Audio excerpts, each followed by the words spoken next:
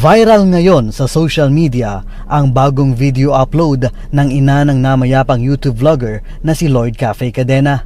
Sa YouTube channel ng ina nito na Mother Queen Vlogs, in-upload ang videong may title na Ask Mother Queen, anong mangyayari sa YouTube ni Lloyd, kung saan sumagot ito sa ilan sa mga katanungan ng mga fans. Sa simula ng video ay tila normal naman ang lahat, ngunit sa ika-6 na minuto, maririnig ang tila boses ng namayapang vlogger.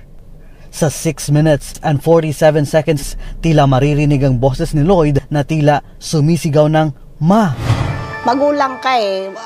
Intindihin mo lahat. Magulang ka eh. Intindihin mo lahat. Sa 7 minutes, 22 seconds naman, mas lalong kinalibutan ang mga netizens nang marinig muli ang tila boses ni Lloyd na sumisigaw ng "Nahihirapan na ako." Siyempre, yung lungkot mo, yung lungkot mo, yung lungkot.